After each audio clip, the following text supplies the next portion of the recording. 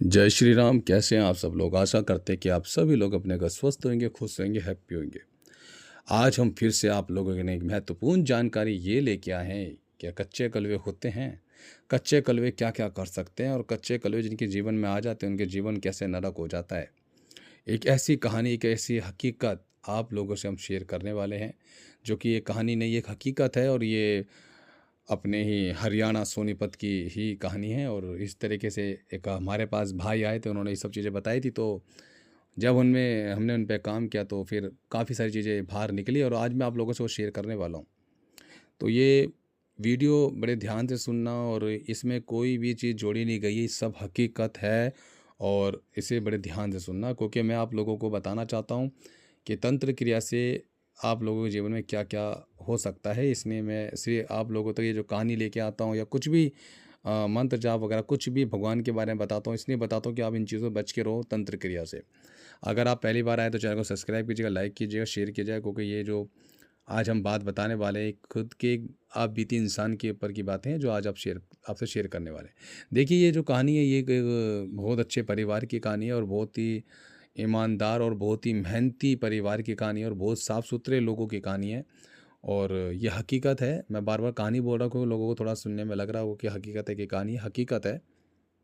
और सोनीपत हरियाणा की है और एक बहुत अच्छा परिवार वहाँ रह रहा था और सब कुछ अच्छे से चल रहा था। एक सज्जन इंसान थे, बहुत अच्छे इंसान थे। अब तो हमारे जीवन में वो रहे ही नहीं। उनकी मुँह की जवानी कुछ चीज़ें पता लगी थी हमें। तो कैसे पता लगी मैं वो सब बताने वाला हूँ, अगर ध्यान से सुनिएगा। एक इंसान था बड़ा मेहनती और बहुत उसने मेहनत करके दिन रात पैसा कमाया और उसने अपने भाई बहनों की शादी करी। सबसे पहले तो उस सज्जन इंसान ने अपने भाइयों की शादी करी, अपनी बहन की शादी करी, सब कुछ बहुत बढ़िया चल रहा। फिर उसकी भी शादी हो रखी थी, भाई की भी। वो बड़ा भाई था, उसने अपनी छोटी बहन भाई की सबकी शादी करी। और वो किसी अच्छे जज के पास काम करते थे और काफ़ी अच्छा उनको सैलरी मिलती थी उस टाइम पे। और जब भी उन्हें कुछ खरीदना होता था वो खरीद पाते थे, इतना अच्छा पैसा था उनके पास। उन्होंने अपने भाइयों को पढ़ाया, अपनी बहनों को पढ़ाया और अच्छे घर में एक अच्छी जगह रिश्ता करा के उनकी शादी कर दी। सब कुछ अच्छे चल रहा था।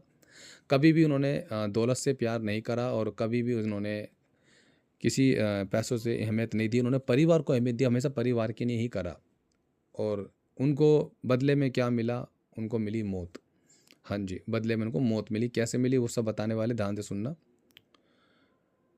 सब कुछ बढ़िया चल रहा था, अच्छा चल रहा था। ज़मीन जायदाद खरीदने में लगे हुए थे भाई साहब, बहुत बढ़िया थे, बहुत अच्छे से पैसा कमा रहे थे। तो उन्होंने अपने परिवार की नहीं सोचा। अपने परिवार से पहले अपने उन्होंने भाई और बहन की नहीं सोचा। अच्छी जगह रिश्ता कराया, शादी कराई, धूमधाम से शादी कराई। सब कुछ बढ़िया से हुआ, घर बंगला भी दिया, सब कुछ दे के उनको बढ़िया कर दिया। अब उन्होंने सोचा कि अब मेरे भी बच्चे बड़े हो रहे हैं तो क्यों ना मैं और मेहनत करके अपने बच्चों के लिए भी करूँ। जिनमें से उनकी एक लड़की थी, दो लड़के थे और एक लड़का बड़ा था और एक लड़की थी बीच की और उसके बाद एक छोटा लड़का था, सबसे छोटा। तो इनकी नहीं भी उन्होंने सोचा क्यों ना करूँ। उस टाइम वो जो उनके साथ हुआ है वो बहुत ताकतवर, बहुत बड़ी बड़ी क्रिया करी गई उनके ऊपर। और एक ऐसी क्रिया जो कि मतलब समझना क्या, कोई भी इस केस में हाथ नहीं डाल पा रहा था, क्योंकि ये कोई नॉर्मल केस नहीं था। तंत्र क्रिया एक ऐसा क्रिया होती है जिनको नहीं पता होता वो कभी भी हाथ नहीं डालते हैं।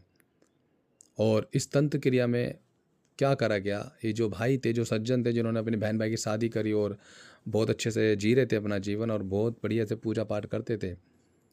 जो उनकी बहन थी और जो उनका भाई था वो खुश नहीं थे अपने भाई से। क्यों? उन्हें ये कहना था कि आपके पास इतनी दौलत क्यों, हमारे पास क्यों नहीं? क्योंकि उनके भी बच्चे बड़े हो रहे थे, शादी हो गई थी, बच्चे उनके भी हो रहे थे अब। तो उन्हें ये लग रहा था कि अगर भाई को ही हम रास्ते से हटा दें तो ये सारी जायदाद, ये ज़मीन, ये दौलत हमारी हो सकती है। ये दिमाग उनका लगा। और उस डायन बहन ने, उस तांत्रिक भाई ने अपने भाई को मारने के लिए बड़े बड़े तंत्र क्रिया करवाना शुरू करवा दिया। और ऐसी तंत्र क्रिया जो आप सोच भी नहीं सकते। मतलब जिस इंसान ने उसका घर बनाया हो, अपनी बहनों की शादी करी हो, भाई की शादी करी हो, शादी में भी इन्होंने किसी चीज़ की कमी ना छोड़ी, उन्होंने भर घर बंगला सब दिया, उसके बाद भी उसके पीछे लग गए मारने के लिए। ऐसा क्या हुआ था? क्यों मारना चाहते थे? सिर्फ एक दौलत की नहीं, ज़मीन के टुकड़े की नहीं है, जायदाद के नहीं है। उस इंसान को रोज़ तंत्र क्रिया के ज़रिए ज़हर दिया जा रहा था। यानी कि खाने में मिला के भभूति दी जा रही थी, पानी में दिया जाता, और वो ऐसे तंत्र क्रिया कर रहे थे कि धीरे धीरे वो मर जाए। ये जो सज्जन इंसान थे जिन पे तंत्र क्रिया हो रही थी, इनके भी दो बच्चे हैं अभी, और एक लड़का, 3 बच्चे थे इनके, एक छोटा सा बच्चा भी था इनका, एक लड़का था 1 साल भर का, जो बाकी 2 बड़े बड़े बच्चे थे, एक 10 साल की लड़की थी, तो 12 साल का लड़का था इनका, और एक सबसे छोटा था एक लड़का 1 साल का। जब इनको लगा कि भाई ये बच्चे बड़े होने वाले हैं, समझदार हो जाएंगे और हमसे हमारी जायदाद सब छीन लेंगे, तो फिर हम कहाँ जाएंगे, क्यों ना इसके बाप को ही मार दिया जाए, धीरे धीरे बच्चे को, परिवार को ख़त्म कर देंगे। तंत्र क्रिया से इस तरीके से काम करा जाए, और वो हो भी रहा था। जब देखा कि इन बच्चों के बाप को कुछ नहीं हो रहा, रोज़ तंत्र क्रिया कर रही है इनकी बुआ और इनके चाचा, तब भी कुछ नहीं हो रहा, तो इन्होंने क्या करा, तांत्रिक के पास गए और बोला कि इसको तो कुछ हो नहीं रहा था, टाइम हो गया। तो उन्होंने बोला, भाई पक्का ये आपका जो भाई है ये किसी अच्छी शक्ति की पूजा करता जो ये बच रहा है बार बार। हाँ, वो अच्छी शक्ति की पूजा करते थे, वो बालाजी की पूजा करते थे, तो कहीं ना कहीं बालाजी उसको बार बार बचा रहे थे, हमेशा बालाजी उनकी रक्षा करते थे, सपने के माध्यम से कैसे भी उनकी रक्षा करते थे। ऐसे क्या हुआ कि जब उनकी तंत्र क्रिया से मौत नहीं हुई, तो इन्हीं दोनों बहन भाई ने मिलके अपने भाई को हॉस्पिटल के अंदर ही तकिया मुंह पे रख के मार के दबा के ख़त्म कर दिया, हमेशा हमेशा के लिए मौत की नींद सुला दी अपने भाई को, एक जमीन के टुकड़े के लिए। और वो बंदा मर गया। जैसे उसको मरा और उसको डेड बॉडी को घर लेके आए, ये जो लड़की है अभी ये 10 साल की, और मैंने बताया लड़का एक 12 साल का, एक लड़का 1 साल का है। इन्हें इतनी सूझबूझ, इतना ज्ञान बुद्धि कुछ नहीं है, बच्चे हैं अभी। और जब इनका बाप ख़त्म हुआ तो इनको मारना शुरू कर दिया। और जो इनकी मम्मी है अभी, वो थोड़ा दिमाग से मेंटली, क्योंकि इनके ऊपर भी तंत्र क्रिया कर दी गई है, इनकी माँ के ऊपर भी। माँ के ऊपर बहुत ताकतवर क्रिया कर रखी, माँ का दिमाग ही नहीं चल रहा, कानों के अंदर प्रेत बिठा दी, जिससे कान में आवाज़ ही नहीं सुनाई दे रही, दिमाग बांधे, दिल बांधे, उनको यही नहीं पता कि मेरे साथ क्या हो रहा है। अब अगला नंबर इन 3 बच्चों का, इन बच्चों को मारना जरूरी है, क्योंकि बच्चे नहीं मरेंगे तो ये जायदाद, कल कोई बच्चे बड़े होंगे तो ये जायदाद हमसे छीन लेंगे, हक छीन लेंगे अपना, कानून कार्रवाई करके ये हमसे हक छीन लेंगे। तो अब इनके ऊपर तंत्र क्रिया करना शुरू करना पड़ेगा। इन्होंने दिमाग लगाया, काफ़ी तंत्र क्रिया करी, मगर कहते हैं ना, बचाने वाला बड़ा होता है, जब तक वो है आपके साथ तो आपको कुछ भी नहीं हो सकता। अब क्या होता है कि इनकी घर में जो ये लड़की है 10 साल की, 12 साल का लड़का, इस पे भी तंत्र क्रिया छोड़ना शुरू कर दी।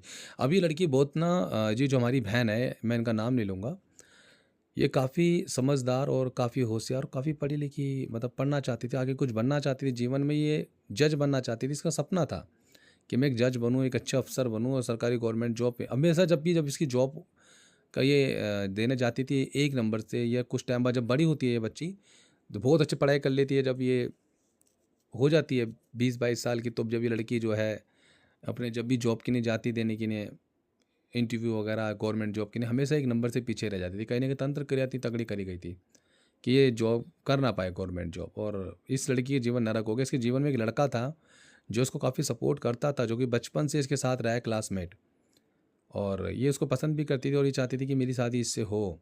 जब इसने अपने चाचा ताऊ से बात करी इस चीज़ को लेके, चाचा से, कि मैं शादी तो इसी लड़के से करूँगी, और ये मेरा क्लासमेट है और जो भी है बचपन से साथ रहे, मुझे समझता है, तो उन्होंने क्या करा, उन्होंने मना कर दिया कि भाई इससे शादी तो हम नहीं करेंगे। और ये जो बच्चे अब समझदार हो गए, बहन हमारी 20-22 साल की हो गई थी और काफ़ी समझदार थी, और इसका एक बड़ा भाई था वो भी समझदार है, एक सबसे छोटा भाई था वो भी समझदार है।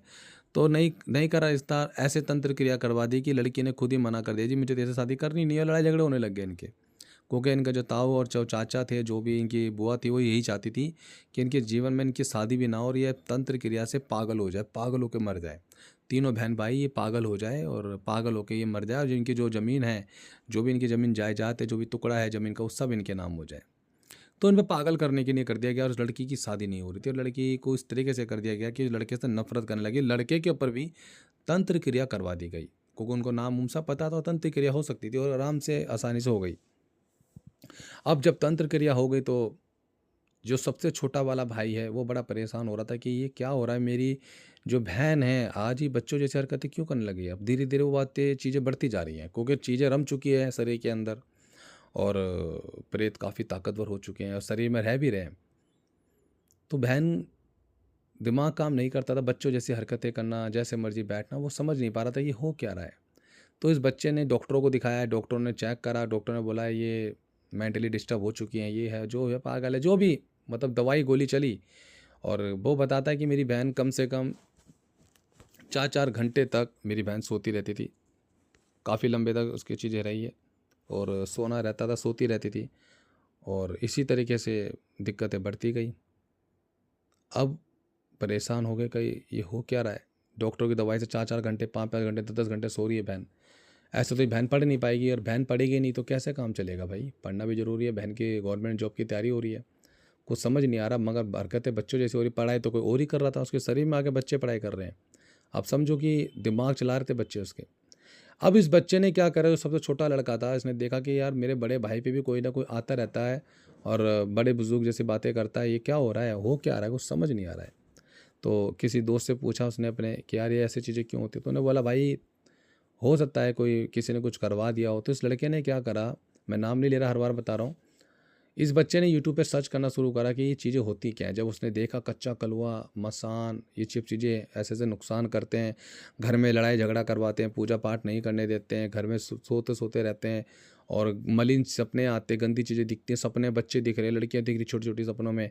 तो ये समझ गया कि भाई पक्का मेरे परिवार पे भी किसी ने तंत्र क्रिया करी। कब समझ आई बच्चे को, वो जो लड़का है जो अभी कम से कम, क्योंकि अभी ये लड़की जो थी 30 साल की हो रही है, और ये जो लड़का है ये भी समझदार हो गया है काफ़ी, क्योंकि काफ़ी छोटा था ये, 20-1 साल का ये भी लड़का हो रहा है, मतलब समझदार हो गया है। छोटा लड़का जो था उनका छोटा भाई, वो समझदार हो गया है काफ़ी, और इन चीज़ों को समझ पा रहा है कि अब तक पक्का कुछ ना कुछ तो गड़बड़ है।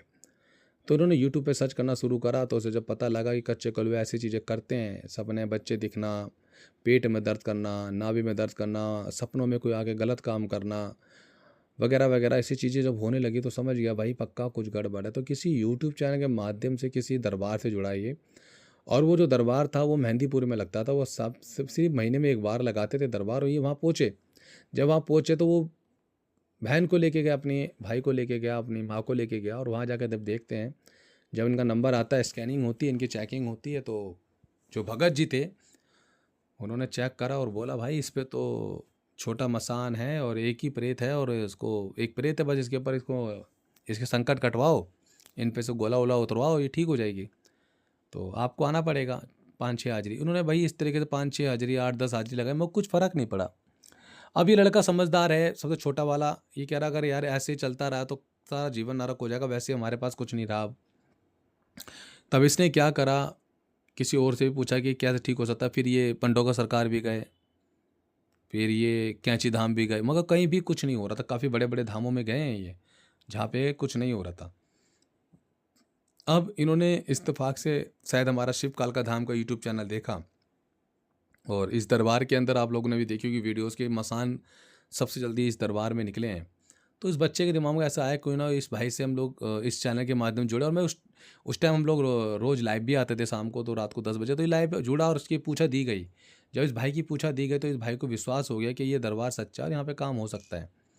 तब ये लड़का हमारे पास आता है, और मिलने की नहीं, और मिलने के लिए बोलता है कि भैया मेरी बहन को ऐसी दिक्कत है, आपने चेकिंग करी थी, तो वो यहाँ नहीं आ सकती क्योंकि उसके अंदर बच्चे जैसी हरकतें हैं, और हम कहाँ रहेंगे, और यहाँ पे हमारे रहने की व्यवस्था भी नहीं है, तो कुछ करो आप। तो मैंने एक ही बात बोली कि बाबू वीडियो कॉल से आप सोच रहे कि मैं उतारा कर दूंगा तो प्रॉपर हो जाएगा, ये ताकतवर क्रिया, ये मारन क्रिया है।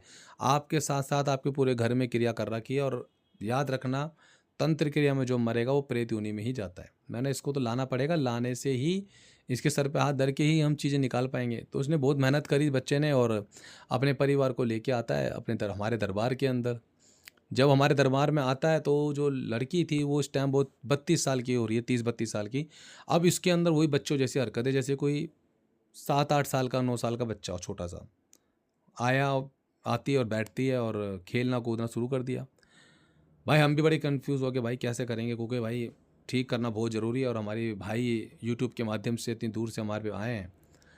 हमने बोला भाई इसको यहीं रखना पड़ेगा, आप लोगों को यहीं रहना पड़ेगा, दिल्ली में भी इस टाइम कुछ टाइम के लिए होटल पे आप रेंट पे कहीं पे आप घर लो, और अपना प्रॉपर इलाज कराओ, क्योंकि ये आप घर जाओगे दोबारा चीज़ें बढ़ जाएंगी, क्योंकि क्रिया ताकतवर है और ऐसे ठीक नहीं होगा। तो जब हमने इसकी एक चीज़ को देखा और उस बच्चे को निकालने की कोशिश करी, तो बच्चा इतना ढीठ था वो निकलता ही नहीं था, और इनके ऊपर जल्दी से कोई मंत्र भी नहीं चलते, बहुत बुद्धि से काम किया जाता है, कभी भी इन पे ताकत से काम नहीं किया जाता। जैसे कुछ और प्रेत होते हैं, इनको आप मार पीट के निकाल सकते हो ना। ये जो बच्चे जो होते हैं कच्चे कलवे, जो कि आपको दिखा दूँ कि कैसे होते हैं, मैं बता दूँ कि छोटे छोटे बच्चे होते हैं, ये शमशान के अंदर तांत्रिक इन्हें उठा लेते हैं और इनसे क्रिया करवाते हैं। जैसे कि किसी के शरीर में डाल देंगे बच्चों, जैसे वो हरकतें करेंगे, बच्चों की तरह रहेंगे, सूझबूझ सब खो जाएंगे और वो कुछ नहीं करेंगे, सोते रहेंगे। खाने को सिर्फ मीठा दूध और हमेशा बर्फ़ी मांगेंगे या लड्डू मांगेंगे, ये चीज़ें वो मांगते हैं, क्योंकि कभी भी कच्चे कलवे जो होते हैं कभी खून वगैरह नहीं पीते और बड़े प्रेतों की तरह। तो ये बच्चे जो है इसके दिमाग को बांध रखा था, पागल घोषित करना चाहते थे कि क्योंकि जो उनका जो चाचा ताऊ जो भी इन पे क्रिया करा रहा था, वो ये दिखाना चाहता था कि ये पागल हो चुके हैं सब, और पागल होने के बाद ये लोग मेंटली डिस्टर्ब होकर ये ख़त्म हो जाएंगे और इनकी जितनी भी जायदाद है वो सब हमारी हो जाएगी। अब फंस गए हैं ये यहाँ पे, क्योंकि हर जगह हर कोई दरबार, हर तरीके का दरबार होता है। और हमारे दरबार जब ये आए तो इस पे हमने बहुत मेहनत करी, उस लड़के को हमने निकाला जो 10-12 साल का लड़का इस बहन के ऊपर आ रखा था ना, बड़ी बुद्धि से निकाला, बड़ी बुद्धि से निकाला गया और बड़े मंत्रों से, बड़े समझदारी से उस प्रेत को निकाला। और निकालने के बाद ही इसकी चीज़ें खुलना शुरू हुई। फिर एक निकाला, कभी 1 लाख मसान निकल रहे, कभी 2 लाख मसान निकल रहे, ऐसे निकालते निकालते 10 लाख मसान हमने कच्चे मसान निकाल दिए। बड़े परेशान हो गए हम लोग कि किस तरीके से होगा ये काम, क्योंकि यार ऐसे तो जीवन निकल जाएगा इसके अंदर, प्रेत निकाल देंगे। पता लगता है कि इसके ऊपर पूरा का पूरा शमशान छोड़ा हुआ, 3 शमशान इस लड़की के ऊपर, इस परिवार पे छोड़े हुए हैं, तीनों शमशान। मतलब आप यहाँ से एक प्रेत निकालो तो दूसरी जगह से आना शुरू हो जाएगा। मतलब जितने इंसान वहाँ मर रहे हैं, वो जल रहे हैं, वो सब चीज़ें उस लड़कियों में आ रही हैं। बड़ी मेहनत करी गई इसके ऊपर, खूब मेहनत करी गई, और इस लड़की के अंदर से उस मसान जो आ रहे थे, सबसे पहले उस शमशान का बंधन किया गया जहाँ से वो प्रेत आ रहे हैं। और जिस जगह ये लोग रुक रहे हैं, अब यहाँ पे भी बंधन करना बहुत ज़रूरत है, क्योंकि इनके घर के बाहर भी बहुत बड़ी बड़ी क्रिया खड़ी हुई है। यानी कि आप समझिए, जैसे ये लोग ये इलाज कराने आए तो उनके पीछे पीछे वो प्रेत भी आ गए कि भाई कहाँ जा रहे हैं, और इनको हमेशा की तरह पकड़ने की कोशिश कर रहे हैं कि जैसे बाहर निकलेंगे तो हम कब्जा करेंगे, इनके ऊपर घुसेंगे। इससे पहले हम लोगों ने इनके शरीर का बंधन करा। जब देखते हैं घर के अंदर तो घर में करोड़ों प्रेत हैं भाई, बहुत मेहनत करनी पड़ेगी इसके ऊपर। इत्तेफाक से अब इनके जब चीज़ें निकलना शुरू होती हैं तो अब परिवार में जो इनके पिताजी जो मरे थे, जिनको इनके चाचा ताऊ ने, भाइयों ने मिल के मार दिया था, वो जो भाई जो जो सज्जन इंसान थे जो ख़त्म हो गए, वो इस लड़की के ऊपर आ गए हैं एक आत्मा बन के। और आते ही बड़ा मुश्किल था, क्योंकि प्रेतों पे विश्वास नहीं किया जाता, कि प्रेत कभी कभी झूठ भी बोल देते कि हम इनके माँ बाप है या माता है, भगवान, ऐसे बनते हैं प्रेत।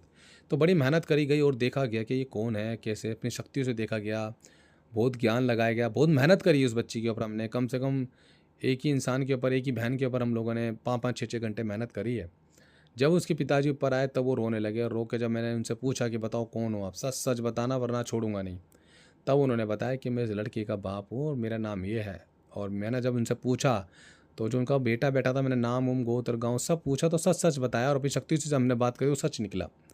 तो वो नंगड़ा के चल रहे थे, तो मैंने पूछा नंगड़ा के क्यों चल रहे हो, कह रहा मेरा पैर बचपन से ही खराब था। तो उस लड़के ने बोला हाँ पापा का पैर भैया बचपन से खराब था। तो जो सबसे छोटा लड़का था वो बहुत रोता है अपने बाप को, उन्होंने कभी बाप को देखा ही नहीं था, 1 साल का बच्चा कितना छोटा होता है।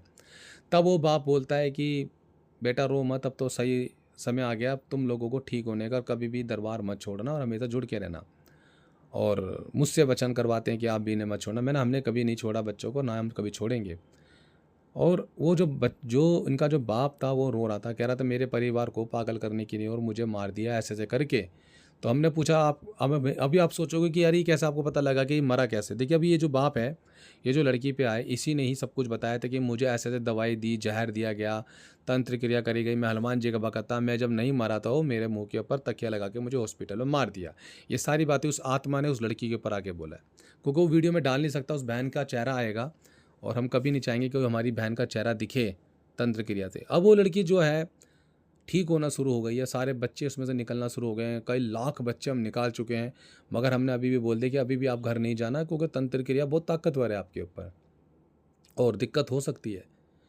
अब धीरे धीरे धीरे धीरे चीज़ें निकलती जा रही है, निकलती जा रही हैं चीज़ें निकल। अब तब जब लड़की अपनामे में आना शुरू हुई, वो बहन जब अपनामे में आना शुरू हुई, तो वो लड़की इतनी मेहनती, उतना काम करती थी। तब उससे जब मैंने बात करा कि बहन आप मुझे बताओ दिक्कत अभी और क्या है, तो अपनी स्टोरी उस लड़के ने बताई कि भैया मेरी ऐसे ऐसे करके शादी होने वाली थी और मैं उसी से शादी करना चाहती थी, और मैं अब शादी नहीं होगी तो मेरा जीने का मन नहीं है, मैं तो सिर्फ अपने बहन भाइयों की नहीं जिंदा हूँ और मैं जीना नहीं चाहती। तो मैंने बोला बहन उस लड़के का नाम बता जिससे तेरी शादी होनी थी। जब उसने उसका नाम बताया तो मैंने बताया कि आपके ऊपर तो क्रिया करी थी करी, मगर आपके मंगेतर के ऊपर भी बहुत तगड़ी क्रिया कर रखी है, शादी तो आपकी उसी से होनी थी। तो वो लड़की कह रही कितनी पुरानी बात है, मैंने 10 साल पहले से तुम पे क्रिया करना शुरू कर दी थी। तो वो लड़की समझ गई कि भैया ने सही बताया और ये 10 साल हो चुके हैं इस बात को। मैंने आपके साथ साथ उसका भी दिल और दिमाग बांध दिया गया, जिससे आपकी तरफ से आप उससे झगड़ा करो, वो आपसे करेगा और ये झगड़ा होता रहेगा जीवन भर। वो चाहते नहीं थे कि आपकी शादी उससे हो। कह रहे हाँ भैया बिल्कुल सही कह रहे हो आप, ये चीज़ें हुई है हमारे साथ। अब वो लड़की कहती है कि भैया अब क्या होगा मेरे साथ। मैंने बेटा तेरी शादी तो उसी से होगी। कह रहे भैया 10 साल हो गए हैं, अब तो मेरी शादी होने का चांसेस ही नहीं है उससे, लड़ाई झगड़े। मैंने नहीं, शादी तो आपकी बेटा उसी से होगी और हमने जो बोल दिया तो बोल दिया। अब देखो कहीं से कोई कांटेक्ट नहीं है, कुछ नहीं है, मगर धीरे धीरे उनकी बातें होने लगी और परमात्मा की दुआ से उनकी अब मेरी बहन की शादी हो चुकी है उस लड़के से, और मैं दुआ करता हूँ कि सब कुछ अच्छा रहे, इनके घर में सुख शांति बनी रहे। अब तंत्र क्रिया जब निकालने की जब बात आई तो उस पर एक प्रेत आ गया, बहुत ताकतवर मसान। वो ऐसा मसान, इतना ताकतवर मसान, जो मुझसे चैलेंज करता है कि मैं इसका शरीर नहीं छोड़ूंगा, क्योंकि मेरी पत्नी है, ये मेरी बीवी है। तो मैंने बोला तेरी बीवी तेरी पत्नी कहाँ से हुई? कह रहे नहीं, जिस तांत्रिक ने हमें इस पे भेजा है मेरे को, उसने बोला है वो तेरी पत्नी है, तू जो मर्जी कर, और मैं इसको नहीं छोड़ने वाला भाई, तू कुछ भी कर ले, तू लगा ले ताकत। तो मैंने भी इससे चैलेंज कर दिया कि बेटा निकाल के छोड़ूंगा, तू भी लगा अपनी एड़ी तक कदम और मैं लगाता हूँ। जब हमने उस पर बहुत मेहनत करी, उस प्रेत को समय लगा, हमारे को महीना 2 महीने 3 महीने लग गए उस चीज़ को निकालने में। जब वो प्रेत निकला, उसके निकलने के बाद ही सब कुछ धीरे धीरे ठीक हुआ और उस प्रेत ने हार मानी, उस मसान ने हार मानी कि मैं ऐसा निकलने वालों में से नहीं था, तू है तो तूने निकाल दिया, वरना कोई पैदा नहीं हुआ था, निकाल दिया मैं। उस प्रेत को निकाला, उस मसान को निकाला और बड़ी ताकत से निकाला गया उस मसान को। जब उसको निकाला, उसके निकालने के बाद लाखों प्रेत तो वही निकाल के ले गया अपने अंदर से, उस लड़की में से। उस मसान मसान कौन? जो शमशान में मरते हैं। उसने सारी स्टोरी बताई मसान ने कि भाई इस तरीके से इसके पूरे घर के अंदर छोड़ा हुआ है, इनके दादा दादी चाचा जो मरे थे कभी किसी टाइम, उन सबको उल्टा इनके ताऊ रिश्तेदारों ने करा दिया है और इन पे तंत्र क्रिया चल रही है और जीवन भर चलेगी। ये जब तक सुरक्षित है, जब तक तुम्हारे हाथों के नीचे, अदरवाइज इसमें दिक्कतें बढ़ेंगी। कहता है कि मैं तो जा रहा हूँ, मैं तुझे सच्चाई बता के जा रहा हूँ, इन पे ज़्यादा टाइम नहीं, इन पे क्रिया बहुत तगड़ी तगड़ी हो रही है, मारन क्रिया है इनके ऊपर। तो मैंने बोला कि कुछ नहीं होगा भाई, आगे की जिम्मेदारी मेरी, अभी तो फिलहाल तू निकल।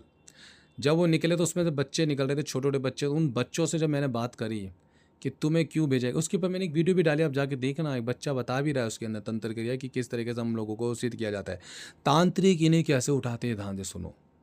तांत्रिक अपनी शक्तियों के जरिए अपना रूप बदल के भगवान का रूप बना लेते हैं और कहते हैं इन बच्चों को कि आप हमारे साथ चलो, हम आपको मुक्ति दिलाएंगे। और ये जो बच्चे होते हैं ये नादान होते हैं, जिन्हें कच्चा कलवा मुंजा या छोटा कच्चा मसान कहा जाता है, ये चल पड़ते हैं उनके साथ। उसके बाद इनको मंत्रों के जरिए काम करा के मंत्र से इन पे क्रिया करी जाती है, फिर मंत्र से इनको खाना खिलाया जाता है, भोग दिया जाता है।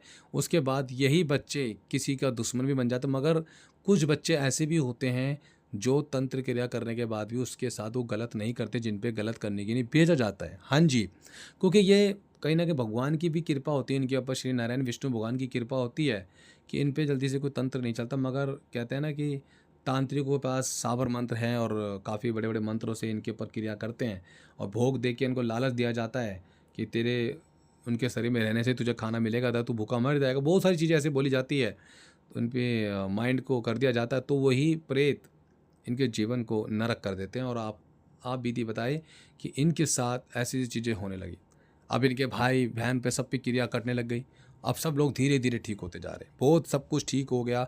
आज वो बहन जो 10 साल तक उसकी शादी नहीं हो रही थी उस लड़के से, आज उसकी शादी हो चुकी है और हमें बड़ी खुशी है कि परमात्मा ने उनकी शादी कराई, उनके जोड़ा बनाया और परमात्मा हमेशा उनको खुश रखे, शिव काल का धाम की तरफ से इन पे कृपा बनी रहे। हम तो ये दुआ करते हैं और इनके जो भाई हैं उन पे भी कृपा बने, हम तो ये दुआ करते हैं। और वो देखो बहुत अच्छे हैं, अब अपनी जगह अच्छा परिवार चला रहे अपने, ठीक है एकदम, और कोई संकट नहीं। बस हमेशा हमने समझाया कि सावधान रहो ऐसे इंसानों से जो आप पे तंत्र क्रिया करता है, क्योंकि तंत्र क्रिया बहुत ताकतवर होती है। और ये जो मसान होते हैं ये सपने में आते हैं। कैसे आते हैं मैं आप लोगों को बता दूँ, वीडियो थोड़ी लंबी हो गई मगर ज्ञान की बात है। जब भी किसी बहनों को सोते समय या माताओं को लगे कि छोटे छोटे बच्चे आपको दिख रहे हैं, आपके आपके पेट पे बैठे हुए, आपके सीने पे बैठे हुए, आपके साथ खेल रहे हैं, तो आप इन्हें कभी भी बच्चा ना समझें। ये मत समझिए कि बच्चे दिख रहे हैं, ये तंत्र क्रिया है, ये मसान है, इन्हें ही भेजा जाता है आपके जीवन में नरक कर देंगे। क्या क्या नुकसान कर सकते हैं, ये आपके काम धंधे को रोक सकते हैं, ये आपका एक्सीडेंट कर सकते हैं, ये आपको मार सकते हैं, ये आपको बर्बाद कर सकते हैं, ये आपकी भक्ति खा सकते हैं, आपकी भक्ति का भोग खा सकते हैं, ये आपको परेशान कर सकते हैं, आपको जीवन भर नरक बना के रख सकते हैं, आपके शरीर को चलने में रोक सकते हैं, आपको हार्ट अटैक, बीमारी, कैंसर जैसी चीज़ें कोई पैदा कर सकते हैं। ये इतने सक्षम होते हैं, ये इतने ताकतवर होते हैं, इन पे कोई मंत्र जल्दी से नहीं चलता। एक शिव काल का धाम है जो इनको निकालने में सक्षम है बहुत जल्दी। तो इस तरीके से मसान काम करते हैं, और मसान जब काम करना शुरू करते हैं, इनको रोज़ भोग वो तांत्रिक देता है, दूध के जरिए, लड्डू के जरिए, और इनको भोग मिलता है मीठे में।